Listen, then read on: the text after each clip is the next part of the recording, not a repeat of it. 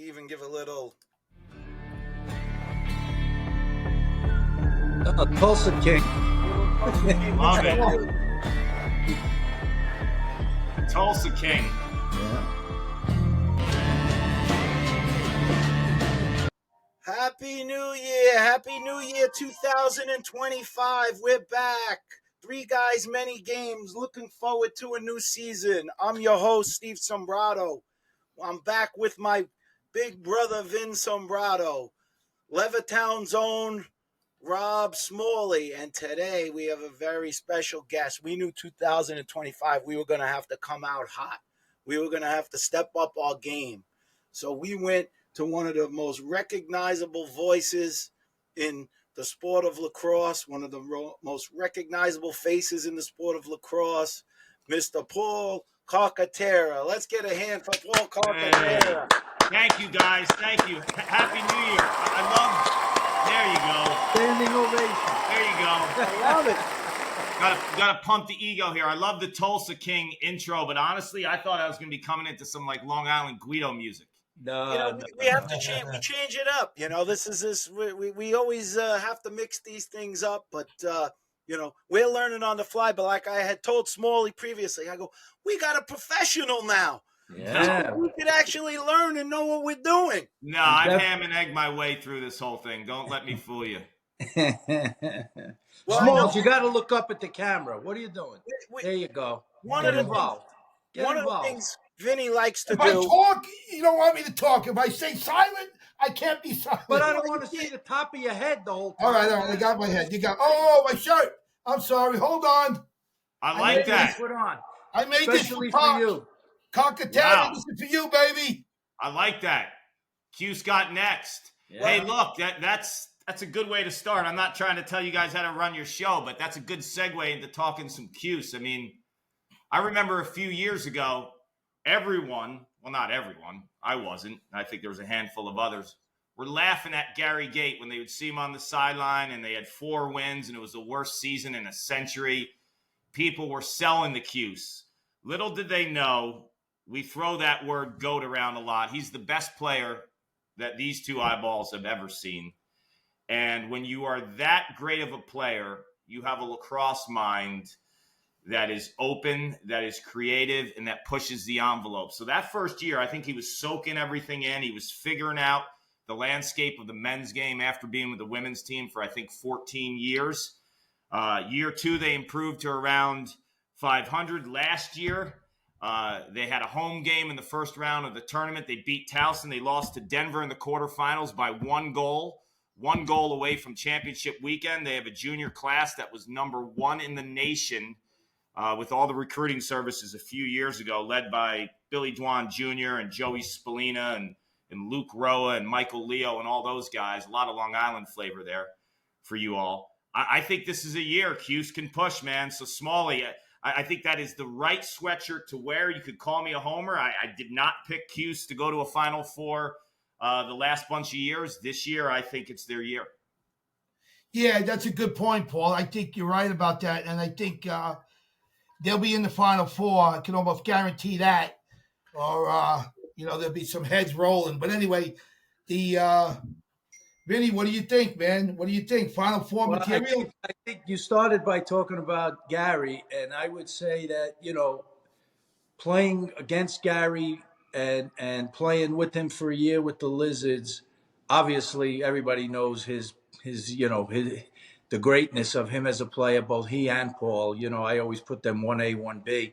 But I think Gary, when playing against him, always looked at him as a physical force, a highly skilled guy and all. I think people undersold his knowledge. Yes. I watched him closely in games and how he played and how he did things.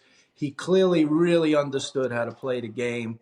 And whether he was physically dominant or not, I think he would have been successful because he's a very high IQ guy, in the sport. Absolutely. And Vinny, to add to that, he's always been pushing the envelope. I tell people all the time, turn on a lacrosse tape in 1986, right? The year before the Gates got there. turn on lacrosse tape 5 years later after they left Syracuse. The game looked drastically different. It's because of the way they pushed the envelope from equipment standpoint, bending their shafts and the way they strung their sticks, and they still do it with gate lacrosse now. They've always had that innovative mind, and I think for Gary, what was critical for him as he segued into the men's game was you allow him to have that like beautiful mind, freelance approach, but you have to surround him with really good coaches. And that's why year one, he hired Dave Petramala, who then went on to North Carolina as assistant for Joe Bresci.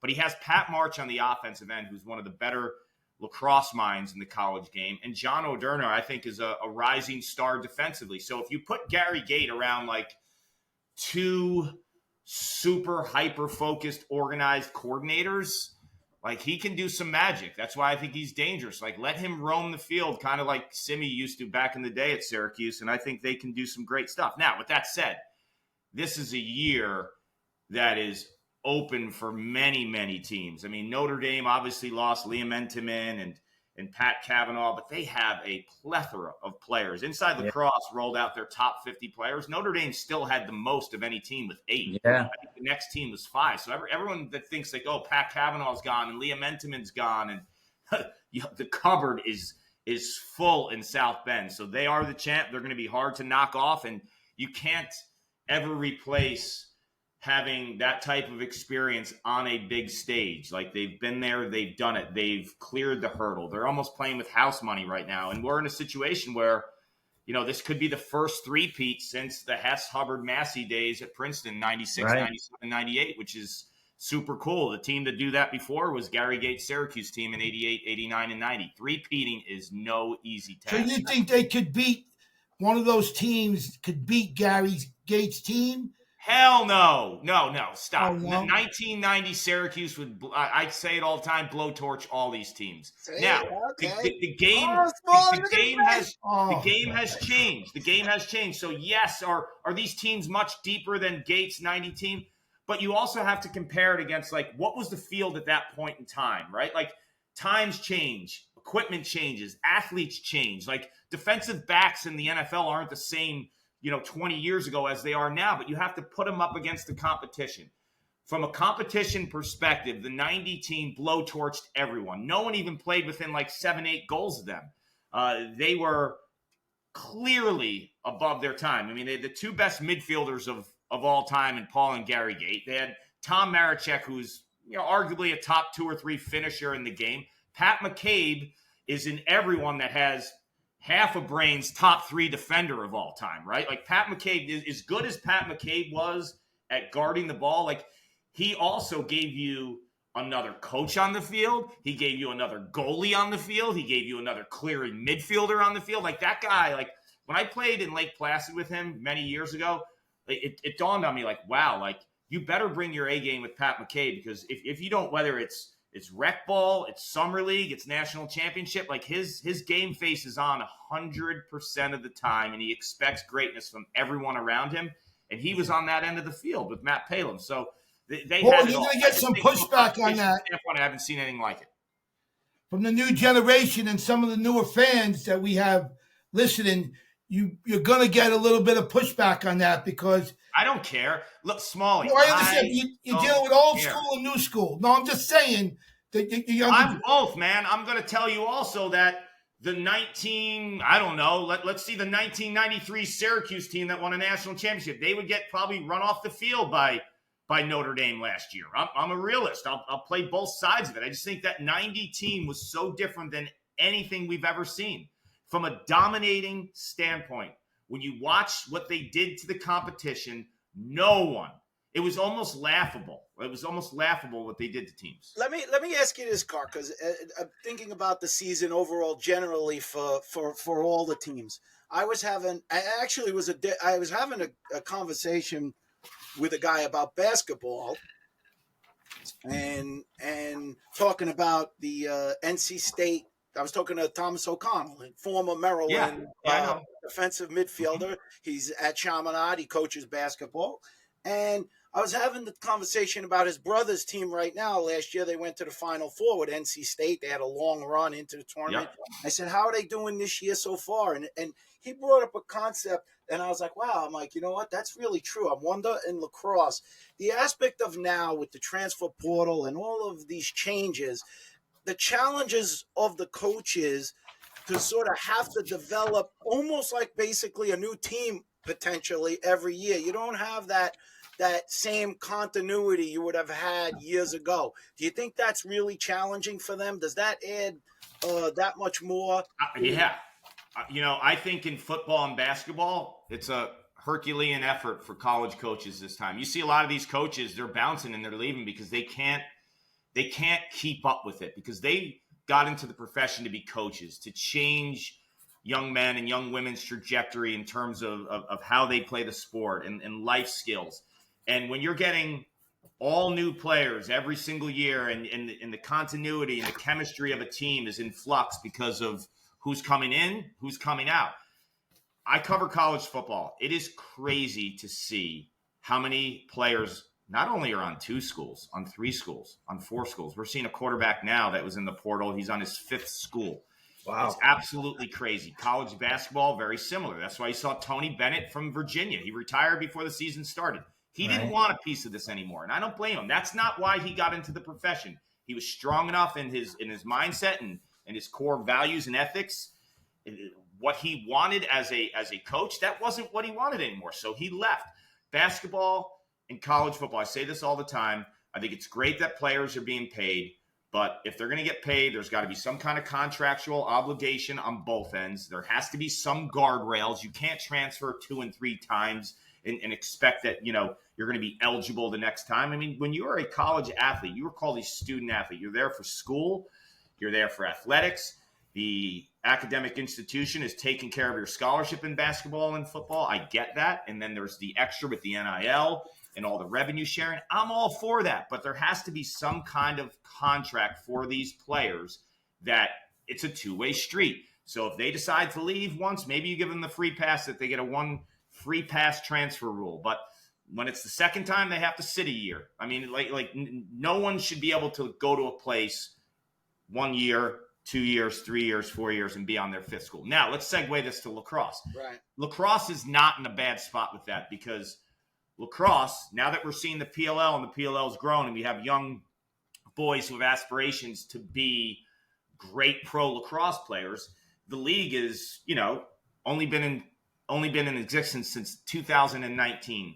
So it's still building in terms of being a destination for an occupation and somewhere where a player can say, this is what I want to do for the rest of my life. And now you're seeing more and more lacrosse players get involved in the sport and in other aspects on top of being a pro player, so they could be lacrosse 365. But lacrosse is still at a place where these young men and women go to these schools to play lacrosse, but also get the best education possible. So if you go to a Duke, if you go to a Virginia, if you go to a Notre Dame, are you really going to transfer and leave that academic institution unless that you feel like, I've exhausted all my options here athletically, it's not the right place for me? Maybe you'll leave once, but you're not seeing it nearly close to the level of football and basketball. Because lacrosse, I always say too, it's like it still has a little bit, and whether you like to say it or not, I grew up very blue collar, you guys did.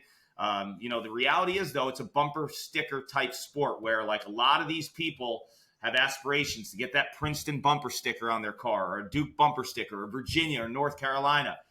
That's their final destination. It takes like the real dog to say, like, this is just a step in the journey. I want to go to Duke. I want to go to Virginia. I want to go to Princeton, but I want to be a tour time winner. I'm going to be the best. I want to be in the pros. I want to do all this lacrosse wise. Like, the education piece and the brand that's associated with these lacrosse institutions academically is so strong, where I just don't see it at the level of basketball and football happening anytime soon.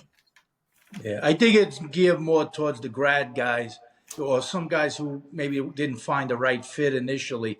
But Yep. Like you said, I don't see many that are And the grad stuff he's thing. going to tailor off now, because now that the Ivies, this is the last year. Like, the Ivies were a year behind everyone in terms of the Right. portal, because they lost 2001. So if you were a freshman in 2001, you could be using your 5th year somewhere else right now. And that's the last year of it. So we're gonna see this thing simmer down to a new level. And I don't think you'll see the transfers pop like we've seen it in the past. But with that said, you'll still see some movement, because the reality is we've kind of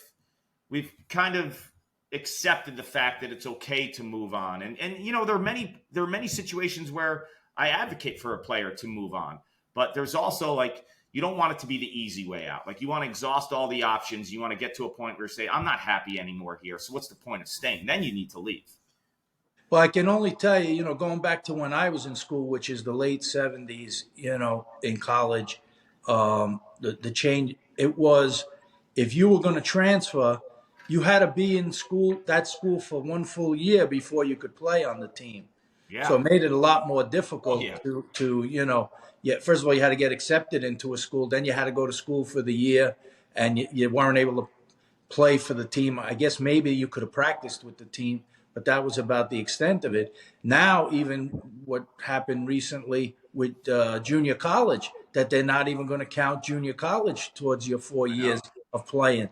So, those junior colleges could really be a great training ground, but it just depends. Like, you said, there's other reasons in the sport of lacrosse. Obviously, the IVs and some of the other major universities that are high level in the sport are also some of the best universities, not only in the country, maybe in the world. And the networking too, right? Like, you go to a place like Princeton, the networking opportunities there are incredible. You go to Duke, you go to Virginia. There's a ton of these schools. That Notre Dame, you have these opportunities once you're in that program, and you get exposed to, like, the upperclassmen and what they're doing and how their career trajectories are changing for the good.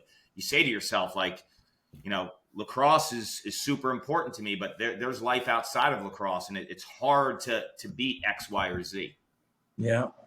I just want to go back to something, you said before when we talked about school, Syracuse's rise again, their emergence last year, in the last couple of years. And, you talked about Notre Dame and the three-peat. What I thought's interesting about Notre Dame, that, winning it last year for the second time, that I found a little bit unique was, typically when I watch national championship teams, it was like, you play a season out and a coach starts to understand who the guys are he wants on the field. And as you get down to money time, you kind of shorten the bench. Yep. It seemed last year Notre Dame extended their bench into the playoffs, which, all of a sudden there were guys wanted to play. Riley Gray from Chaminade, who he had a decent year, but he all of a sudden seemed to be emerging even more towards the end of the season. So to me, that's a sign of really good coaching, and that's a sign of trust by a coach that anybody he fits into that is going to do a good job. And I think that's going to pay dividends for them. Yeah, you're a smart man, Vinny. I couldn't agree with you more. And Kevin Corrigan rolled out a third midfield in the national championship. And, like, you see that big kid Finley from Atlanta, Georgia, number 6. You're like, who's this guy? And now you're looking at, oh, wow, he's got 2 more years now, too. So, like, now your third midfield becomes your second midfield the next year. And, like, you have more guys with experience in the middle of the field than anyone by a large margin. So Notre Dame's got, like, Will Donovan at the long stick midfield position. He's going to be, a terror in the middle of the field. Ben Ramsey as a short stick D-mid. He's one of the best in the country, if not the best. But then you have these two-way guys that kind of fly all over the field too. Right. And the fact that Kevin Corrigan went deep into that bench in 2024 just gives them so many more options from a depth standpoint in this coming year too. And that's why they're going to be the hardest team to beat. And they're a three-peat. What you're saying, they're a three-peat. But here's the question, Mark. Well, nothing's guaranteed. It's pretty much. I can tell you. I'm not in the game like you guys. If it's guaranteed, why are we even having a season? Right. Well, I'm saying I'm giving them the points ahead. I mean, you got Cuse in there. You take the other 10 teams. I'm only going to see about 4 or 5 teams that keep making it to the Final Four. Smalley, how many times in sports have we seen, like, who's beating these guys? And then they lack the chemistry, and maybe we're underestimating, like, what Pat Cavanaugh meant to that team. Like, they had all these pieces around them last year, but he was also the ultimate quarterback. Exactly. So now you're putting a freshman probably to start in Brady Picorni, who's super skilled, but he kind of plays more of a wing guy. Like, can Chris Kavanaugh can you just assume he's going to be the same quarterback as Pat Kavanaugh? He doesn't seem like that player to me. Like, he seems like a Pat finisher type player. Two-hand is right. That's why I was very vocal about him not being on the left side for the Boston Cannons last year. Pat Kavanaugh played left the whole season at Notre Dame. He played the two righties in Jake Taylor and his brother Chris. Put him on the left. He's a natural righty, but his left hand is as good. And if you are an attackman and you play the left side and you're a natural righty, what people don't understand is you open up so much more in terms of your righty game with your question mark, which he did all the time. Your roll back to a righty feed. Like, can we just assume that someone's just going to step in and assume that player is going to take the number one defender every single week and own the matchup, because that's basically what he did, to be a true quarterback, to be an incredible passer with all those finishers and goal scorers? Like, the one question I have, I'm not questioning Chris Kavanaugh as a dog and an unbelievable lacrosse player, but I am questioning, does Notre Dame have a true quarterback and a passer? Right. TBD. Yeah. And I would say this, Carc, you nailed it. You know, I always say I feel like I share a brain with Carc. Was many times we're watching games, and even with my kids or my wife, and I'll say something, and then you say the exact same thing. I said, "This is it. This is this is my brother from another mother, maybe. I don't know." But I would say the two things with Notre Dame, obviously the depth is there. They get all the fruits of all the best recruits, all the transfers. They're loaded with talent. But lacrosse is a game where 10 guys go on the field. And the questions where they've lost are two very, very particularly important parts of the game of lacrosse. One, you mentioned the quarterback. That's a very important position. Is somebody going to be able to even fill those shoes and fill them as effectively in a team concept like they play? That's one. And number two, they got to replace a goalie that's when you get a goalie of that level like Liam Enterman, you're like feeling really good. You're like, wow, we got this guy forever. Like with Long Island Lacrosse Club, we had Larry Quinn, we had Sal Agasio. When you don't have that guy, is the next guy going to be that guy? You don't know. You don't know, but Steven, Liam Enterman started for 5 years. He was a freshman the COVID year, right? Right. He was a starter when the season ended. He's the best goalie in school history. Hands down. He's got 2 national titles. He was the MVP in their first title when they finally won one. This guy had ice in his veins. Like, you can't assume that, Richard Delly's a great goalie, and I think he probably has the inside track, and there's a battle in South Bend, and he was, number 1 or number 2 goalie in the high school class. But just don't assume when live bullets are flying that he's going to be Liam Enterman. Does he have the potential to be great? Yes. But big game experience and not being rattled. Let's not underestimate that. Yeah. That's my question. And, we might know that watching them for the first 3 games. You might be like, wow, they're a juggernaut. And chemistry is also so important. I say this. My freshman year at Syracuse in 1994 was the best Syracuse team I played on. Our first midfield was Roy Colsey, Charlie Lockwood, and Dom Finn. At one point in time, they were all first-team All-American. Lockwood. Yeah, the only reason why all 3 weren't a first-team All-American the same year, they're not going to give 3, so they kind of rotated. Like, Lockwood was a 2-time first-teamer. Roy and Dom were 3-time first-teamers. Right. Roy was a junior. Charlie and Dom were seniors that year. The reality is they had a tough time playing together, right? So we didn't win a championship. We were the number 1 seeded team. We were up by like 6 or 7 goals against Virginia in the semis, and they came back, and Michael Watson scores the game winner, and we're going home on Saturday. The next year, no one picked us. No one could beat Hopkins. 95 Hopkins. They had Terry Reardon, Brian Picola. They were the team. They were undefeated. They pooped their pants in the semis against Maryland, and Brian Doherty completely dominated the game. We dominated Maryland on Monday. We beat them by 5 or 6 goals. Nobody ever gave us a chance. But the chemistry in that locker room in 95 was incredible. We had a bunch of role players and guys like Nick Licamelli, who nobody had a clue. Nick, the alibi. See, that's a great story. So my point is, let's just not assume that the best team's going to win. That's right? so you won the finals? I don't know. What? You were just talking. You didn't get to the end point. Did you win that year? Yes, they won. yes, I didn't know. I don't know it like you guys. I'm sorry, but okay. Yeah. Wow, that's cool. So you won So one. my point is, does Notre Dame have the best players? Probably. They've 8 of the top 50 in the Inside Lacrosse preseason rankings. No team has more than 5 other than Notre Dame. But let's not assume that they've figured it all out. You're right in everything you're saying. I agree with it. You're a savant in this sport, whatever. My point I was bringing out before, you don't have 15 teams that can win it like you got in basketball, as I'm in there. You maybe have 5, 6, 7 teams I could throw in there. It's really not that much. So when you got to give the edge to Notre Dame. The second, I give it to Cornell. I throw a Cuse in there. Maryland, North Carolina is like my outside pick. You're not going to have like a Rutgers in there. Where am I wrong?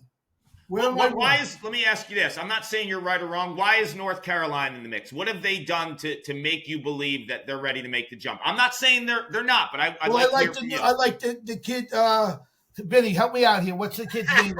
He knows I forget. Well, Owen Duffy?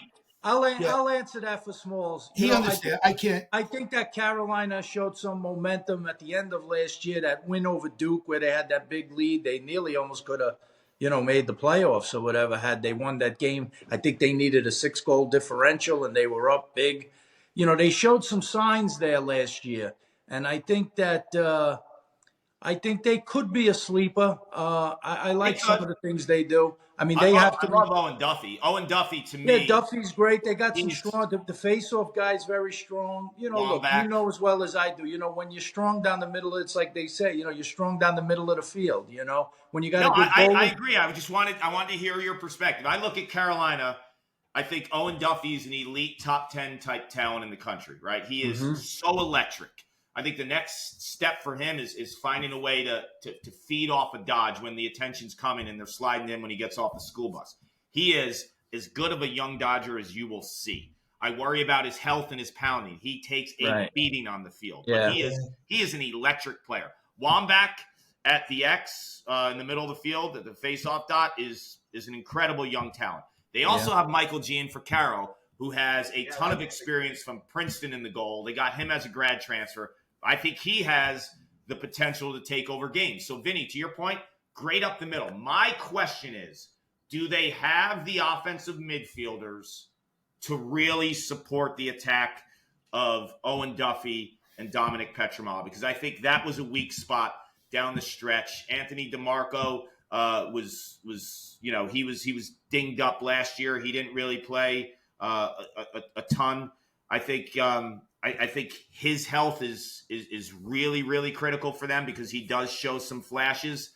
But that's the question for me. I don't think they have the depth of scoring. And then where do you place them? They're in the gauntlet. They're in the ACC. They got to contend with Notre Dame. They got to contend with UVA. They got to contend with Syracuse. I mean, where do you put them? I mean, that's yeah. And we didn't even mention the Ivy. You look at the Ivy. Like the Ivy is so intriguing to me this year because you think about Cornell. Cornell has a generational talent. We don't throw that word around too loosely. Like CJ Kirst is a generational talent. He can take over games.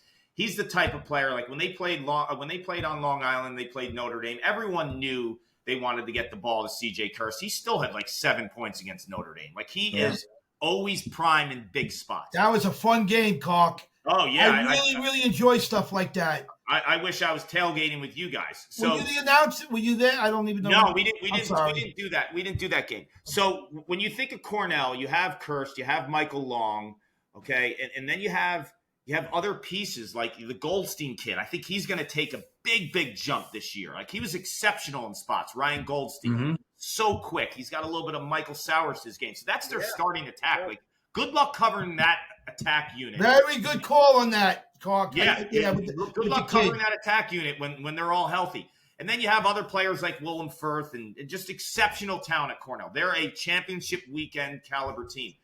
But let's not forget about like the other Ivies. Let's talk about Princeton for a second.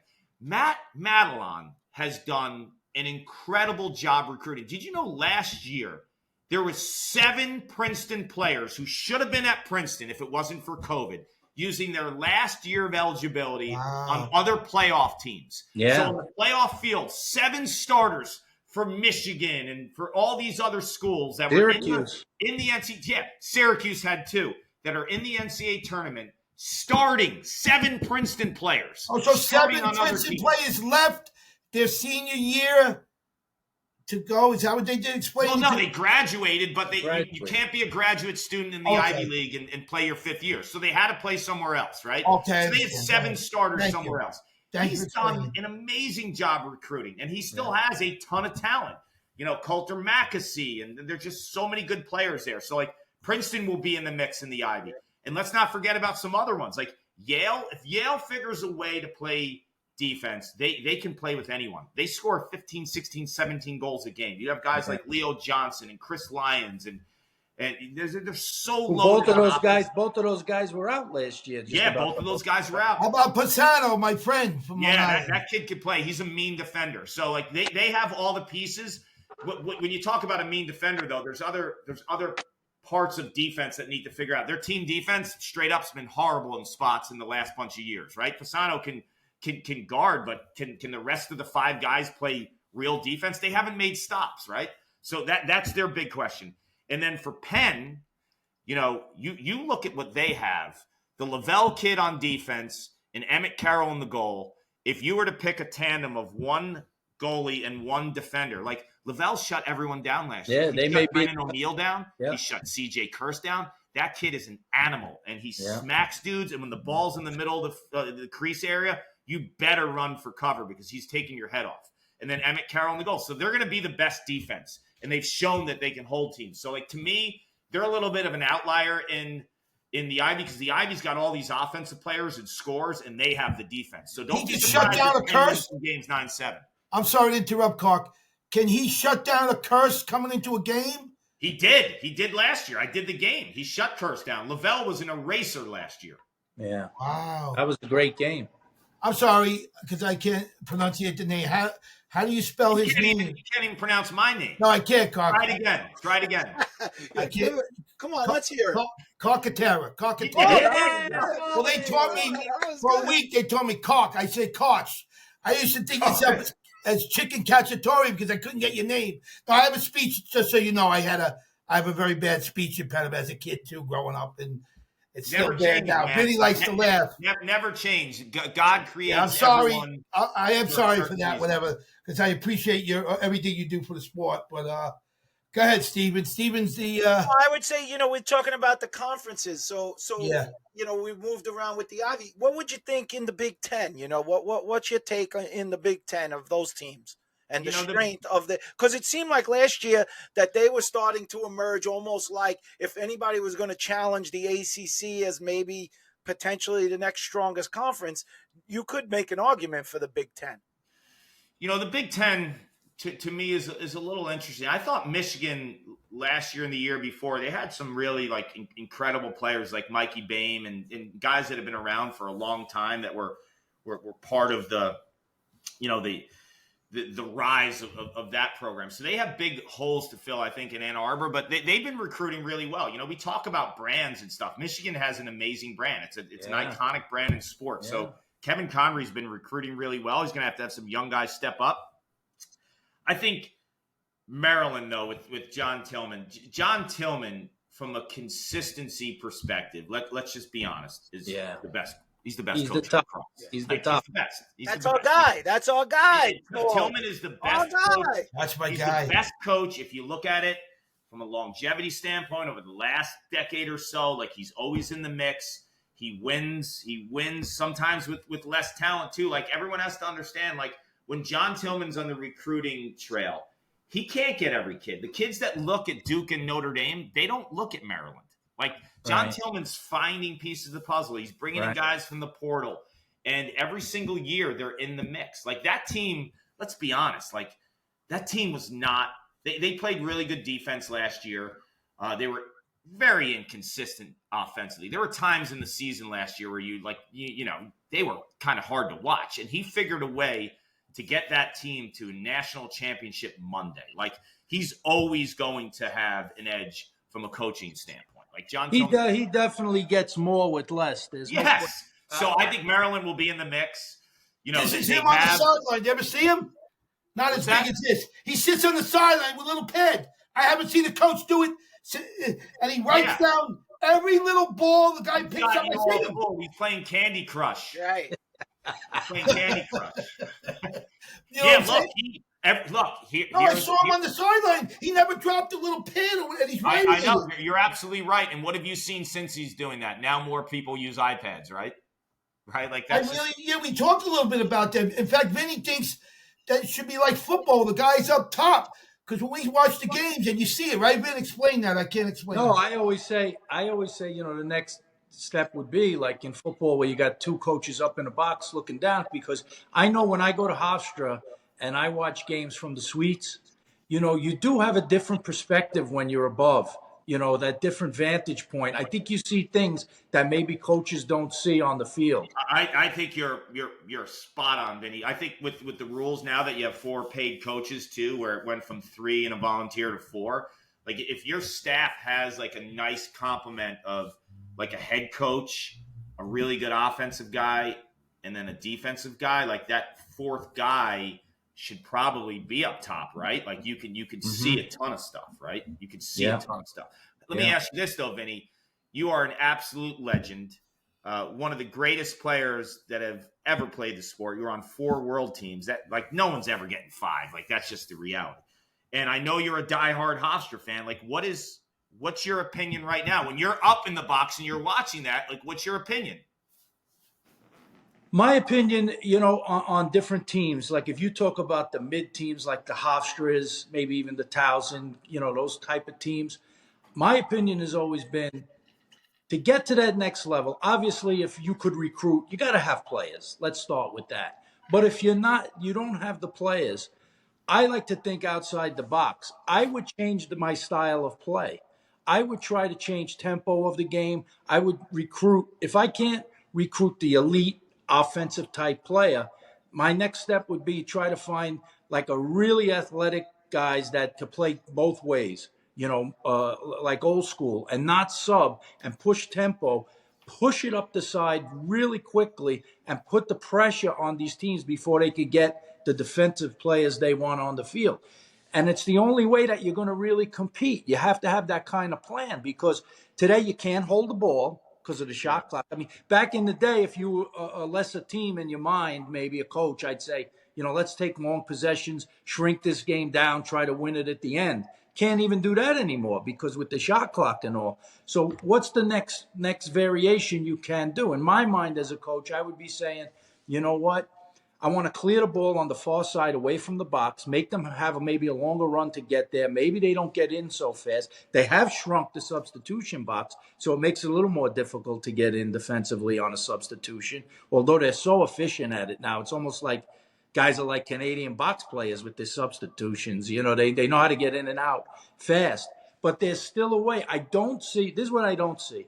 I very rarely see in a clearing game, and I've watched from an overhead view, where guys literally could have thrown, and maybe coaches don't like it because it's a long pass, but these kids are so skilled today, you can do it. I see where the defender is not even covering the attackman if he pushes all the way up, where they could throw the ball over the top, right to that guy, and you can turn, and now it's almost like a 3-on-3 until everybody gets back in, and that's when I would attack. I would be attacking instant. No, I like that. I think you almost have a mindset of like, if we're not going to be able to get the best players, stylistically, let's be a pain in the rear end to teams. That's it. Like the academies do in football with the option, right? Like you're going to have to prepare for us, and we might not be as good as you player for player, but our team and our identity, our DNA, we're so entrenched in that we're going to be a handful. I think that's smart, but I also think like there are some teams, we talk about, the Hofstras, and you mentioned Towson. Like Towson's a team, I look at them as kind of a dark horse. There's a couple teams out there that are really intriguing that I think could, on any given day, could clip a really good team. Towson's one of them. Albany's another. Like I think Scott Marr's got a few players there. He's got a kid by the name of Silas Richmond. To me, he's one of the most underrated players in the country. Like he wasn't even listed as a top 50 player. You watch him play, like when they played Virginia last year, they played them on a midweek game. I watched the entire game. He was the best player on the field. He had 7 goals against the Cavaliers. Wow. He is a big Canadian. He's like 6'3", 6'4". Scott Marr will let you play. You could be a risk taker out there. So he's a phenomenal player, and he's got a lot of talent back too. So I think Albany's a team to watch. I think Towson, Mikey Weishauer is a phenomenal player. Yeah, he's a first-team All-American talent at Towson. They return a ton of players. And then you guys were mentioning, obviously, the Big Ten. I mean, the Big Ten is going to be in the mix. Like, Michigan's replacing a lot of guys. Hopkins is replacing a lot of guys. But Hopkins does well in the portal, too. They took 2 Yale transfers that had another year of eligibility. They have the Collison kid who's got a ton of upside, the 6'4" Canadian. I look at them. Penn State, Jeff Tambroni, top 5 coach in the game, hands down. He'll get that team going. They have Fracion in the cage, who I think outside of Emmett Carroll is probably the best goalie in the country. Mm-hmm. And then you have a kid like Trainer who has Final Four, Final Four experience, and the long kid that plays offense with them. So Penn State could be a player too. So we have, the Ivy's a big chatting point. Notre Dame, obviously a big chatting point. Syracuse, can they take the next step? Because, the reality is when Syracuse plays well, they bring fan base and just a buzz around the sport that's a little different. There's just a ton of exposure up there that I think just the sport benefits when a team like Syracuse, a lot like Notre Dame in football, right? When Notre Dame is good in football, people either love them or hate them, but the eyeballs are on them. Yeah. Is it going to be? I mean, the one thing I say, like with the teams that in your mind, like Hofstra, teams outside the top 25 or from 15 to 25, those schools, those mid-range schools, they start to maybe develop something and they get something going good, and then 3 kids leave, and they'll go to Maryland. So it's like twice as hard for them to climb up the mountain because they lose, they don't really get to maybe have those pieces as long. And so the rules work against them in that way a lot of times too. That's a great point, because I think, prior to, in a prior point, when we were chatting here on this podcast, we were talking about like how people don't leave you don't leave in lacrosse if you're at a Virginia or a Duke or, some of these blue blood type programs. But there is movement from the lower levels, right? Like, and then there's schools like Jacksonville, and it all trickles down. Like, Jacksonville could lose a kid maybe to the portal, but Jacksonville's sometimes taking the best Division III player in the country at his position and making that team better. So I think the movement, you're spot on, Stephen. The movement isn't necessarily at the top. The movement is like, okay, Syracuse needs a short stick D midi, so they take St. John's as best guy, right? So how does he get better? How does St. John's make the next exactly when they lose their guy? That's happening. It's happening more at that level, where in college football and college basketball, the top schools still see a ton of transfers. Like Alabama, for example, they had like 10 kids hit the portal this year that are going somewhere else, right?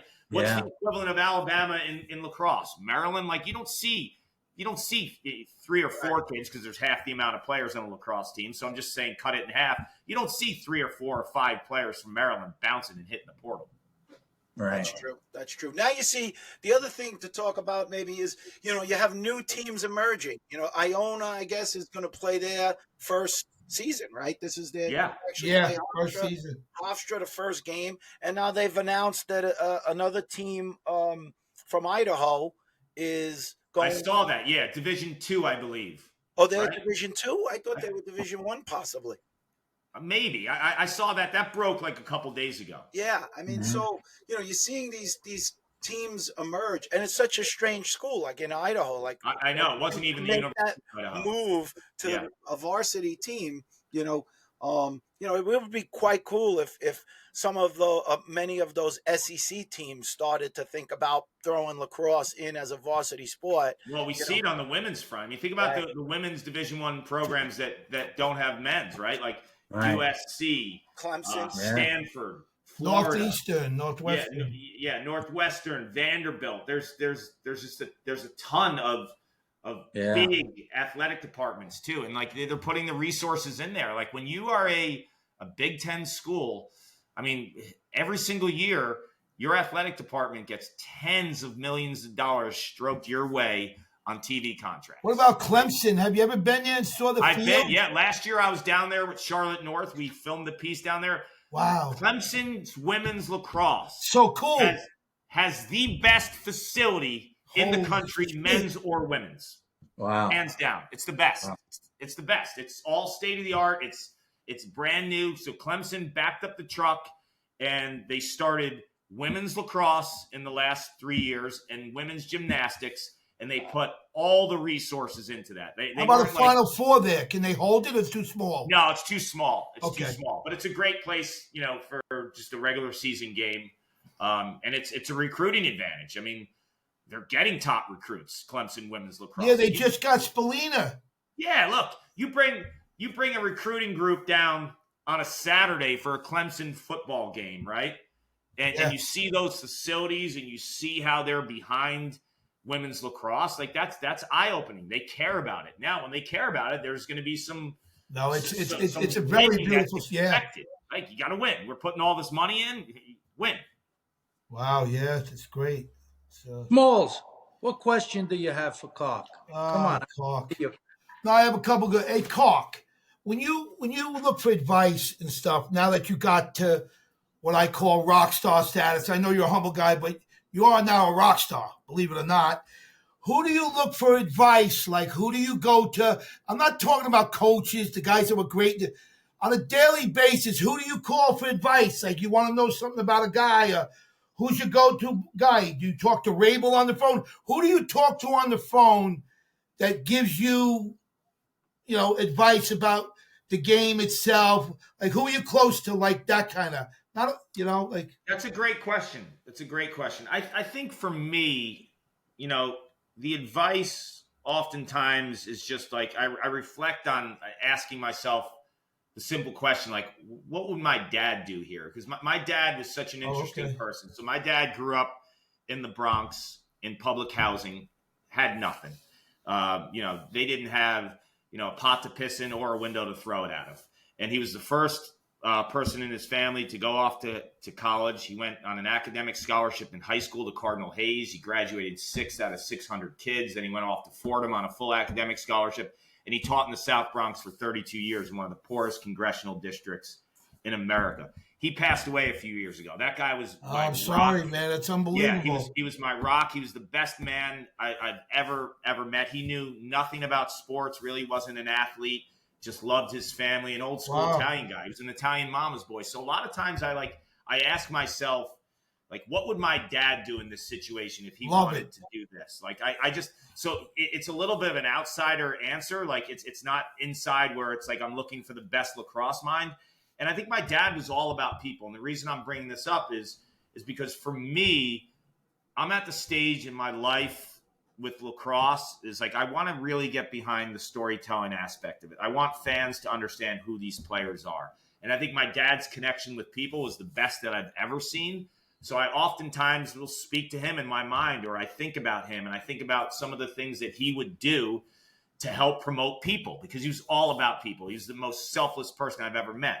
So in growing the game of lacrosse, we can go nuclear and break down plays, X's and O's, but I think for this sport to grow, we want people to connect with the characters, and the characters are the players. And I think we need to tell these stories and do a great job of doing it. Now, we can't do that at the expense of not breaking games down. I understand that. That's why I've done things over the years where I've done drive-alongs and I've done haircuts and I do all these things in terms of giving fans an opportunity to learn more about the players. Not everyone likes that. There's some lacrosse junkies, the 10%, that are watching the games that want it at a nuclear level. And they're like, oh, here he goes talking about this. The reality is I don't really care, right? I'm at the point, like I said, where like I know what's true to me. And I want to push the envelope in that aspect. I also have some unique situations at home. I'm going to be honest. And I'm a very open book. I'm transparent about it. I have a 17-year-old autistic boy named Grayson. He's the best, but he's a big challenge. So when I get ridiculed or if a fan doesn't like something or if someone's tweeting at me with a fake name. I don't care one bit. I'm past that. Like, there was a point in time where I cared what everyone thought, but like, I struggle like every other human does. We all have our struggles. I struggle at home sometimes. Like, it's not easy having a boy that has so many challenges that he's going to need support for life. So he puts me in perspective. He gives me strength. Like, when I'm about to do a game, like, I think about him sometimes. I think about his struggles and how fortunate I am and how, he's made me stronger. He's made me numb to criticism. It's not saying I don't take feedback. I'm very easy to work with.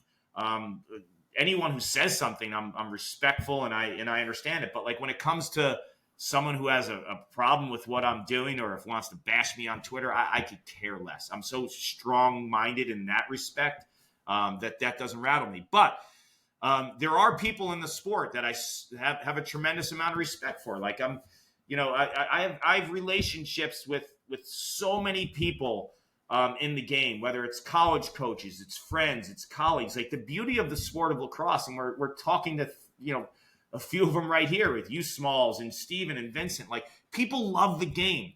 So every day that I have a conversation, whether it's a friend like it's a Dan Denahan, or my brother Brian, or if it's Andy Towers, it can be anyone. Like, the game of lacrosse has so many awesome people who love it and love it from a pure perspective that, like, it's like osmosis. You pick it up every day. So I live this sport 365 days a year. So when I'm having conversations with you guys, or I'm having conversations with great friends, I'm absorbing information. Like, that's good. Yeah, it makes me who I am, because I take pieces of all of them. Let's go And back. that's why I say, Carc, that's why I say it really is truly the medicine game. It is. Absolutely. Let's go back to. Hey, Steven, hold on 1 second. Steve, I want to go back. I always want to say something about his son Grayson, who I met. Go ahead. Very, very, very quickly. And I don't know how to articulate like these guys. So I never really knew your status, that you were growing in the sport and everything. I was able to get invited to a big USA dinner. And I said to Vinny, how much is it? He said, don't worry about it. Just come to the city, blah, blah, blah. I said, how much do I got to pay for the table? Usually I pay whatever. But he has a lot of guys. He says, no, come, Chris Hines got a table. I went there, and they were doing a fundraiser. And he says, Smalls, this Carcaterra. I didn't know your name. I said, who's the guy? He's a big guy in the sport. So I was watching. They were fundraising at the end of the table. The guys going, oh, you can buy these tickets for the NFL Super Bowl. They start out at $5,000. I waved my hand. Then I looked. There's another guy waves his hand, $7,000. There's another. I go, Vinny, look over there. Your friend. What's his name again? Carcaterra. I kept messing the name up. He goes, I go, this. I reckon. I looked over. I couldn't tell because your son, you must have brought him, Grayson. I brought him, yeah. You brought him to the game. And I said to myself, because in my mind, I understood it. And I'm looking, I go, he kept raising his hand, and I raised my hand, $10,000, $15,000. I think the tickets, because it was for the sport, $20,000. And there I am sitting there. I go, Vinny, that's the guy. And only Vinny understands my language because I had a lot of issues growing up. I said, Vinny, that's the guy. He goes, what do you mean? I know. It's a little kid's son. He kept raising his hand, raising the bid. So Grayson, after the thing, in my mind, this is how I see it. And I want to credit yourself. And again, I always don't know how to articulate like Vinny. I said, Vinny, there's something about the guy. He said, what are you talking about the guy? Carcaterra. I kept messing your name up. So then about 6 months later, they invite me to some place, Lake Placid. I'm up there. And this guy says, my name is Carcaterra. I didn't know there was two of them, Goldie. I thought it was you. I said, is that the guy with the kid? And then it all went together. I said, Vinny, get me this guy's number. I want to send him a little package up for his son, Grayson, because I saw you with your son. And to me, when I saw you with your son, I understood it. It meant so much to me. I said, you know what? Here's a man who's on the top of the hill, and he's going out, and he brought his son to the big USA dinner. So my gift is to you and the love of the family and what you did. That was really touching. I was able to see that and sent you. And you wrote me. Do you remember writing me something?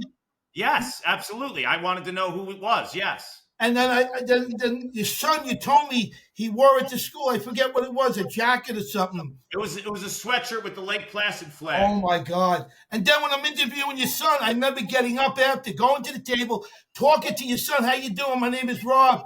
I said, who's your favorite team in lacrosse?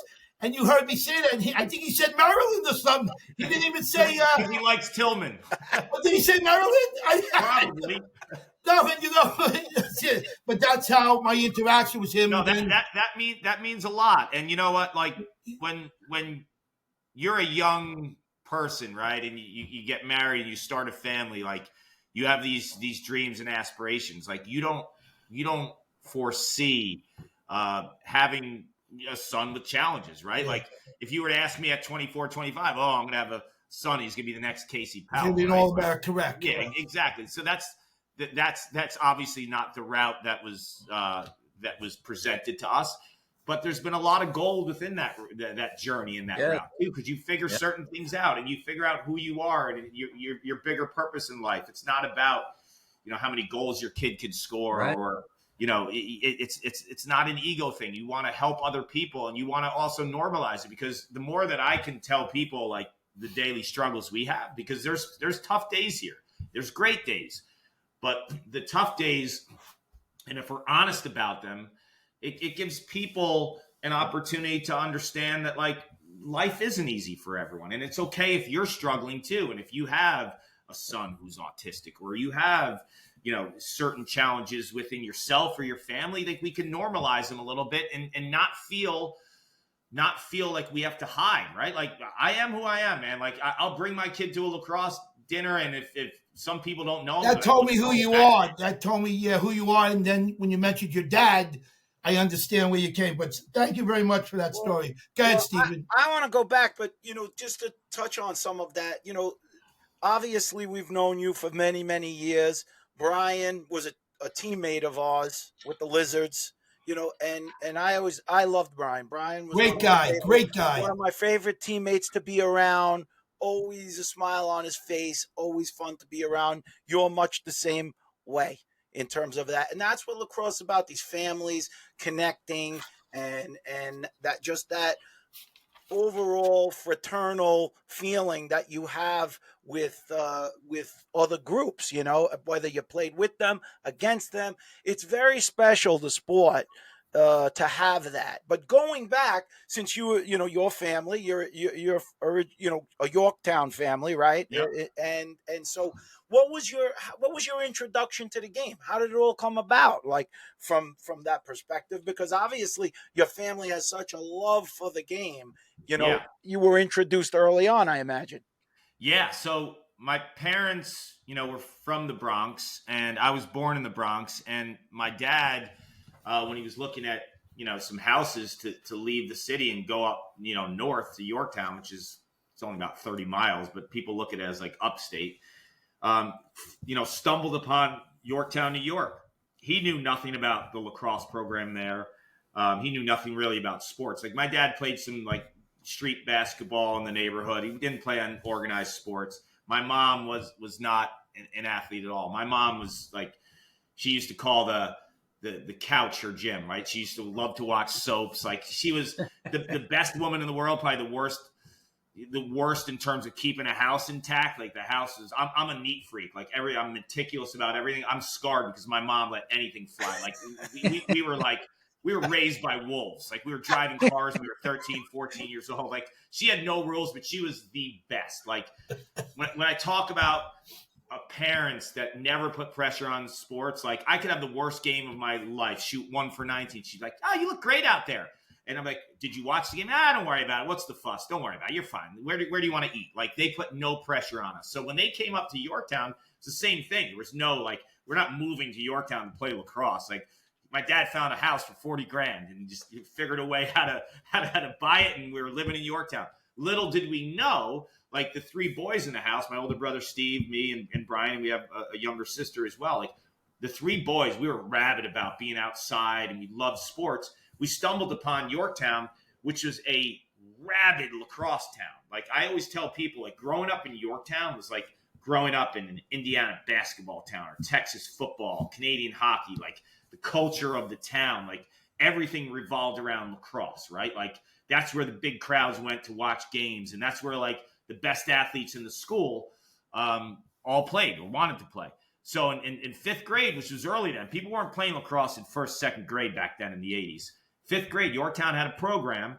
And my best friend at the time was Rob Cavavit. His older brothers played. He's like, give lacrosse a try. So I was in fifth grade. My brother Steve was in eighth. We started the same year. We got the bug and we just could not stop playing the game. But on top of just playing the game, like I got really caught up in the culture of the sport too. So there's a guy named Charlie Murphy who lived in Yorktown. He lived right up the road from us. He brought lacrosse to Yorktown. His house was an open door.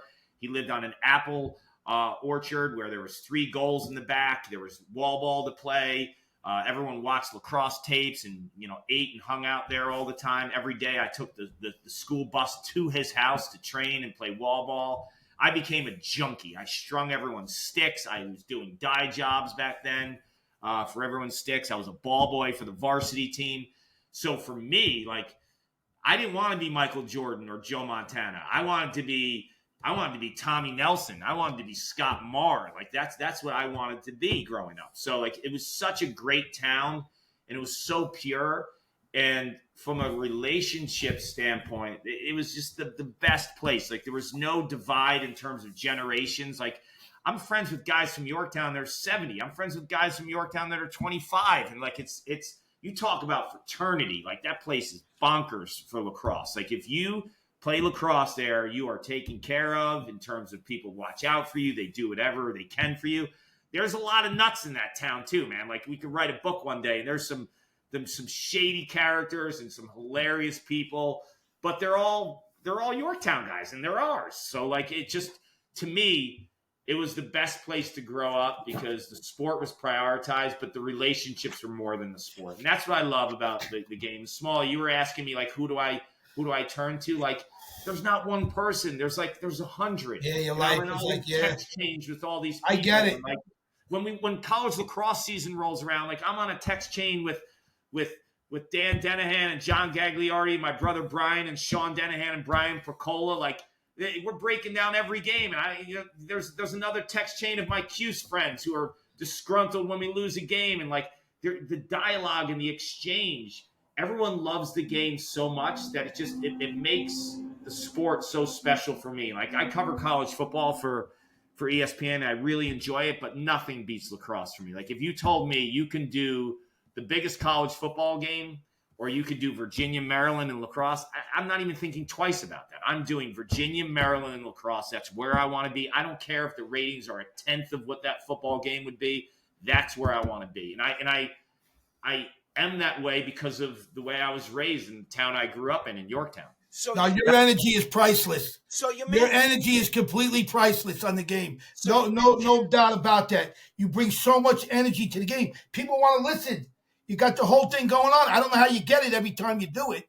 You got to make it up. I think it's just in you to do it. Look, there's been games where like I feel like I'm going to black out. Like I'm like, holy shit, I'm on TV still. I need to So you mentioned at the times in Yorktown, in those days in maybe the late 80s and going into the 90s, there sort of seemed to be like a funnel to go. A lot of guys did go to Syracuse. You mentioned the Nelsons, the Yorktown guys, and they ended up at Syracuse. And I know there was some that would go to Hopkins too. I mean, obviously they had a lot of great players, but it seemed like there were these funnels that went you either went north or south in a way. You're absolutely correct, to the point where there's a young man at Yorktown right now. He's maybe the best goalie in the country. His name's Hunter Mezzatesta. He's going to Virginia, and people are like, wait, we've never sent a guy to Virginia. Like, why is he going to Virginia? He should be going to either Syracuse, Hopkins, or Maryland, right? Like that's exactly the funnel. So the funnel for me, like I worship Tommy Nelson, and he was stringing my sticks when I was younger, and I learned how to string sticks because of him. And when he'd come home over the breaks, like my eyes would light up if he was at Mr. Murph's house. Like I had to get there. I had to like have a catch with him. So like Syracuse was always a place. So we funneled kids up there, whether it was, the Nelsons or Roy Colsey or Dom Finn. And then you had the Hopkins contingency, with Scott Marr and Billy Dwan and my brother Brian and Robbie Dorr and then Chris Watson. So absolutely, there's a pipeline. But your dream was play with my brother Brian in college, right. But back then, now the big time schools will recruit a goalie every year. They only recruited goalies every 2 years. So they recruited a goalie the year before Brian. So it wasn't really an option for him to go to Cuse. So he went to Hopkins and. He had an amazing opportunity for him and experience. So what was that experience like at Syracuse when you made your way there with Roy Simmons and the crew up there? What was that like? It was long-term. It was incredible. But I'm not going to lie, freshman year when fall ball was over, and it's a little different now. These kids are training all year long. There's really no off season. When fall ball ends, they're still meeting with the team every day to lift, run. Coach Simmons after fall ball, it's all right, we'll see you in January. Fall ball's over at the end of October. We didn't have that structure like they have now. So there were some tough spots for me because I was a little bit of a who recruited you? Yeah, I was a homebody, so I missed home. Freshman year was a little rough, but once the season rolled around freshman year, I absolutely loved it. And Roy Simmons Jr. was the best coach for me. And to this day, every time I'm up in Syracuse, whether I'm covering a college football game, college lacrosse, it's non-negotiable in my mind. I see him. I go to his house. We chat for a few hours. Wow. I absolutely adore the man. I think he was the best coach I've ever had. And I learned nothing X's and O's about him, from him. And you're going to say to yourself, how's the best coach that you've ever had? You learn nothing X's and O's because he instilled a confidence and a power in you that you felt like you could take on the world, right? There were games where you'd be in the stretching line and you'd be on your butt, doing your hamstring stretch or whatever, and you feel something on your shoulder and he'd whisper into your ear, you're going to take this game over. Do you know what, how powerful that is? Or if you made a mistake, you knew you were, John Desko might blow up on you on the sideline, but Roy Simmons, your head coach, is going to put his arm around you. And he taught you so much about life, and he taught you about how to build a team. In sports are teams, but the world has teams too. You guys are a team. The three of you are a team, and you start, doing something together. And he did that by making everyone feel important. So if you were the 48th guy on the team or you were Casey Powell, Roy Simmons made sure that he touched you in some way, and he made you feel important. I like that. That's cool. So powerful because when the guys who don't play have a purpose and have a feeling that they're part of something, there's no divide. When a coach only coaches his stars, it gets scary, man. The wheels fall off the bus. Yeah. Clearly, every Syracuse guy we've ever played with and the way they talk about him is very similar to have the same experience you had, which made him, very unique guy. Yeah, he was so unique. He used to, when we go on road trips, we'd stop at museums where you'd eat weird food. We'd do so much stuff that, at the time, you're whoa, why are we going to this museum? You look back, you're wow, man, he subtly taught us so many really, really cool memories things about life. That's memories. I don't remember anything he told me. I don't remember one thing lacrosse. I did one thing. But look, you look at you look at the back. I was wondering what all that was. Yeah, the football. That's the undefeated. What is that? I can't Bill read it. Belichick gave me that. That's a What? Right here is Roy Simmons Jr. and me. That's awesome. Carc, you should write a book, man. Really sit down one day and don't blow it off with you've crossed so many different barriers, and then you had the upbringing. The other thing, Smalls, you don't realize he's very cutting edge. I don't really know him. That I never knew who he was. So after college, and maybe maybe this was a little bit longer. What year did you finish college? 97. 97. Okay, so it wasn't that much longer. Carc was on the cutting edge of the youth club explosion.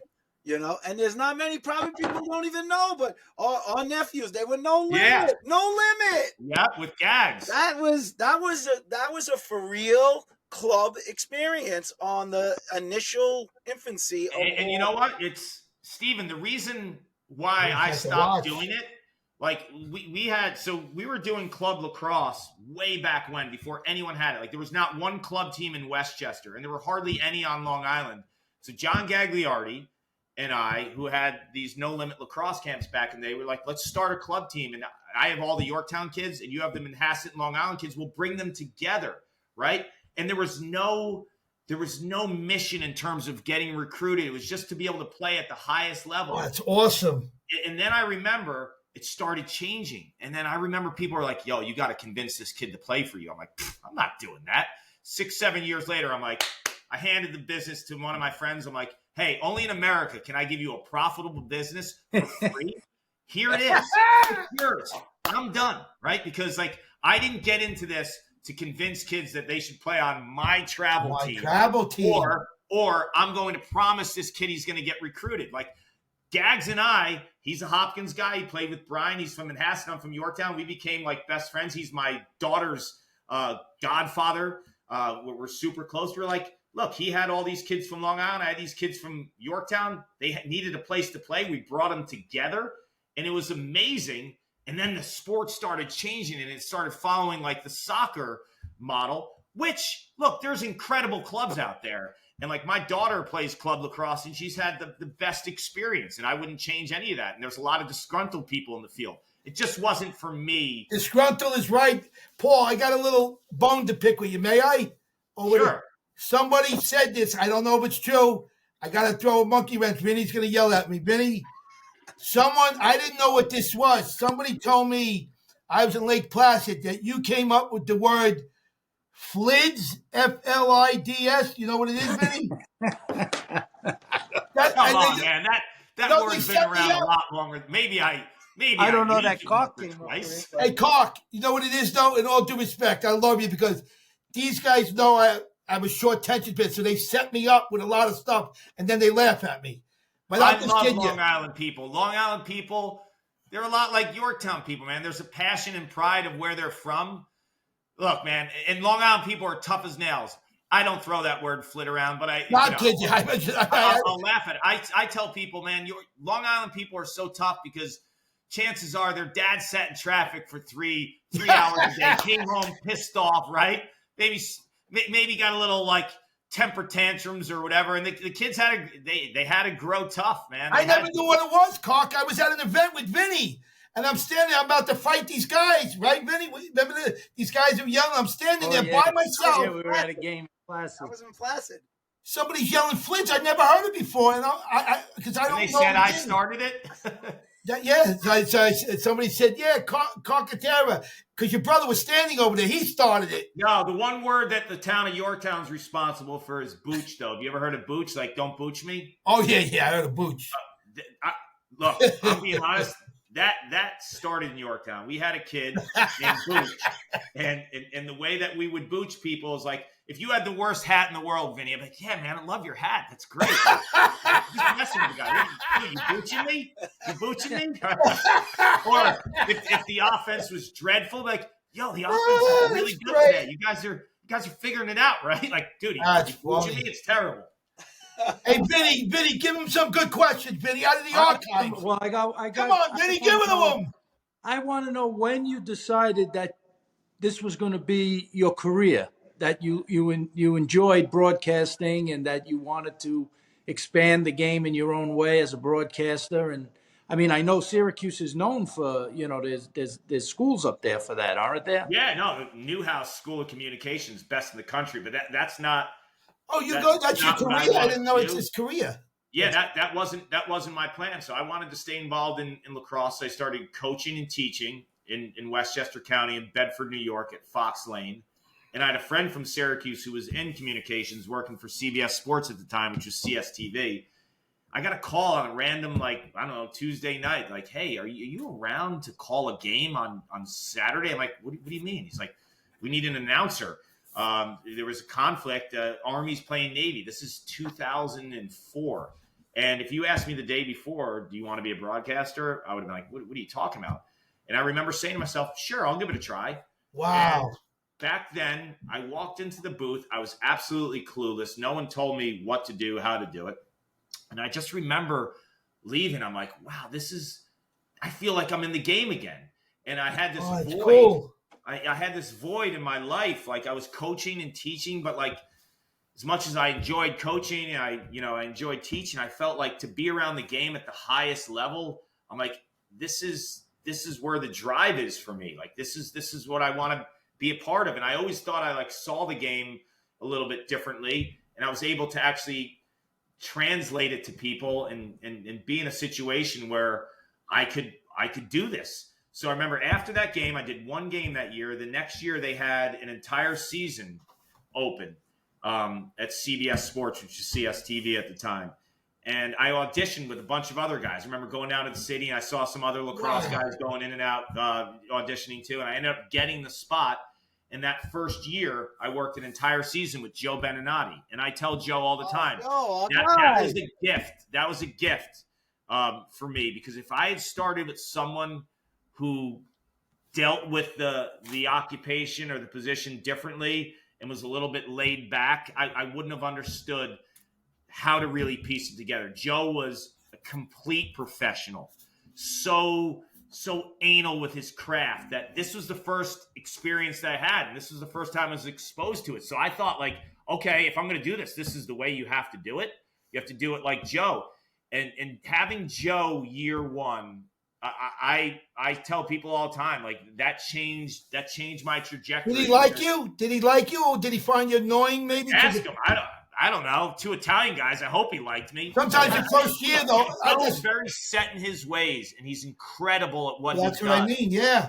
And he's so professional, and like I was able to take pieces of what he was doing and bring my own little personality into it. I thank him all the time. I tell him all the time, man, you were so critical in terms of the way that I do. We all need people. I got a question. Alive, right? I got a question for you on the broadcast. I'll spin it in this way. You know, much like a team, you'd be like, okay, I'd like Carc on my line because you know I feel like I could feed him, and he's a good shooter, and he'll finish. It's got to be a little bit like that when you're working within a team with different guys in the booth. Like, who are guys like? Do you get a sense of like who you feel most comfortable or symbiotic with, where you feel like you've put your best stuff out there with particular guys? Yeah. Look, I think like anything in life, you have to grow with people, right? Like I always try to pride myself on being a great teammate and understanding like. There was a book I read years ago. It's called The Go-Giver. And like this guy gives away his trade secrets and he's so transparent and he doesn't. People are like, why is this guy doing this? Because everyone else is going to benefit. Like if you have that mindset and you don't worry about like giving people certain types of things or information or giving yourself to a broadcaster, or maybe there's information that you're putting out there that like, why would you do that? Like you're giving away your trade secrets. I feel like if you're that kind of teammate, you'll always win in the end because everyone will want to be around you. Right. So like if you could just always give and have that mindset, I think you're going to land in the right spot. So I think most people that work with me understand, like, I don't have an ego. There's many things that I'm deficient in life. Like I'm not an ego person. I'm easy to work with. I always I try to value people and build people up. But like anything, like there's different types of people that you work with. So as an analyst, like if I'm working with Anish Shroff, like I feel like my mind is more on like the story of the game, and it's bringing in like pieces of humanizing, right? Like and you're able to tell a story through a game. When I'm working with Chris Cotter, I get so amped up, like my hair's on fire, right? Which is like, so there's certain aspects like it's great to work with Chris. It's great to work with Anish. So like to me, I think it's a beautiful blend, but there's a different mindset with each teammate. It's like if you're playing on a line with Steven, if you're playing with Gary and you're playing with Vinny, it's different. Like you play with Gary, like you have to be expecting the unexpected, right? Like he's not going to dodge the same way. When you're playing with Vinny, like your off-ball placement is going to be amazing. Like I remember watching Vinny one time. I'm like, no wonder this guy's like one of the greatest that's ever played. Like he never stops moving and he knows exactly where to go when a guy is dodging this way, and his backdoor cuts and the way that he plays off ball is amazing. And if you play with him, you better be able to play at that level. Where if you play with Gary, it's going to be different. But you could love to play with Gary and you could love to play with Vinny. So they're different. So when I'm in the booth as an analyst, like my mind shifts when I'm working with an E. Schroff or a Chris Cotter or a Drew Carter, who's an up and coming rising star in the profession. Like for a young kid, like the way that he lets the game breathe and lets me kind of take over is something that I feel like is really cool to feel and to weave in through a broadcast, because like he just gives like the most little subtle little alley-oops, right? Where it just could take a broadcast to another level. And then there's other analysts who you work with. So like there are games where it's just me in the play-by-play, but if I'm doing a PLL game with Ryan Boyle, like I'm going to let Boyle go nuclear on certain things. And I'm going to say, like, I'm going to lean on him a little bit more to break a play down and, you know, and have the artwork of showing why X, Y, and Z happen. It's like the little beautiful mind aspect of it.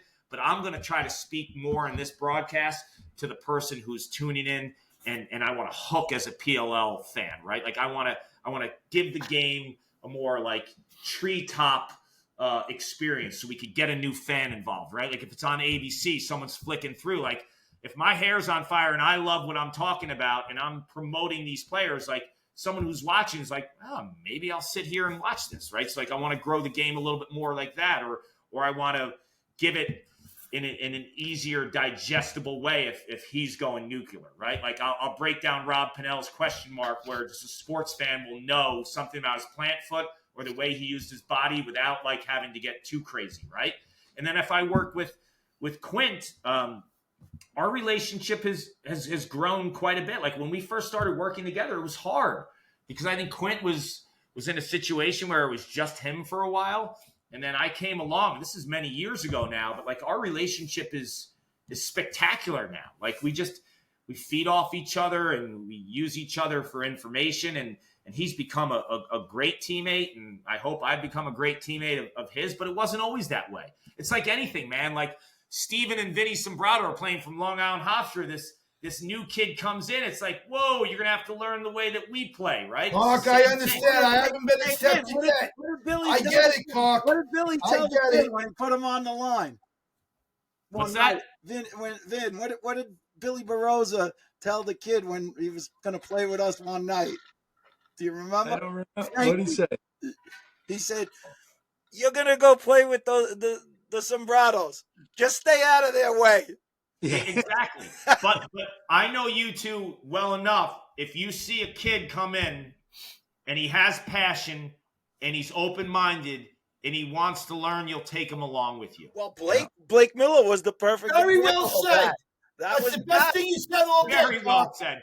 Look, Blake Miller's career, Blake Miller finding you guys is like me finding Joe Beninati. Blake Miller would have been a nobody without you guys. Wow. Let me ask you something, Carc. Do you go back and watch the games that you broadcast and, you know, self-critical and like could have said it this way or that, like you would break down film of a game? No, I don't. No, I don't. You just move to the next. I am such a junkie that I watch more lacrosse than anyone. Like I watch every game that's streamed.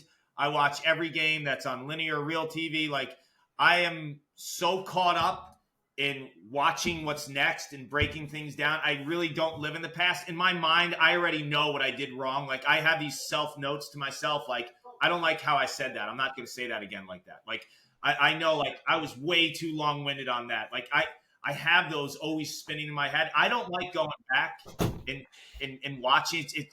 It almost feels a little strange to me. And I don't want to like, I want to live in the moment. I want to live in the moment. And I know this is a free flowing sport and there's no two plays. There's no two games that are going to be the same. Sure. I learned a very valuable lesson, and I don't like to give Vinny credit because I'm always challenging him in politics. But anyway, Vinny was challenged one year when he was playing on one of the world teams. I don't know which one, but one of the coaches came to him and said, "Hey, Vinny, would it be all right if I took you off the line? I'll let him finish when I'm done. Take you off the line because I need you on defense to do this." Look, absolutely. It's about finding a place in your team. And the people who really know the sport will will gravitate towards those type of players anyway. Like case in point. So my daughter plays on a club team. There's a girl on her team. Do you guys remember the player from Virginia, Drew Melchione? Oh, of course. Okay. He has a daughter, Claire Melchione. She's a freshman. They're on a travel club team. Claire scores once, I don't know, maybe every 2 or 3 games. She's not a big scorer. When I tell you, if you take Claire off this team is drastically different. She gets every ground ball. She clears the ball every single time. She plays great defense. She is, to me, like a complete unicorn. Like when she gets to the recruiting years, if you don't find value in this girl, like you don't know lacrosse. Like she is a complete Swiss Army knife, and she's all over the field. And to your point in that conversation with Dave Urich, like Dave Urich knows where your value was for that team. Did you guys win a gold that year? Yes, in '86. You won. Like, so for me, there's those players. There's like, you know, in men's lacrosse, it's Zach Currier, it's Ryan Conrad. Like those are the guys. Like if you ask the coach, you can't win without them, right? You can't. You could find some goal scorers. You'll find finishers, but like, show me another Zach Currier. I'll wait. Like, right? Like who plays in those kind of plays like that Zach Currier consistently makes? If you know the game of lacrosse, you say to yourself, the game was won here. Like I remember I was out in Utah a couple years ago in the PLL, and he made the vintage Zach Currier play. Like he was on a face-off, and he's not even a face-off guy. He lost the face-off, and I think it was like Sisselberger was trying to retreat to kind of throw the ball back to clear. He trail checks the guy, scoops the ground ball, like fishes it up, and they score 2 passes later. Like the only guy who's making that play is Zach Currier, because no face-off guy has the stick skills of Zach Currier, right? And no one can also have those kind of stick skills, but also can track a guy down.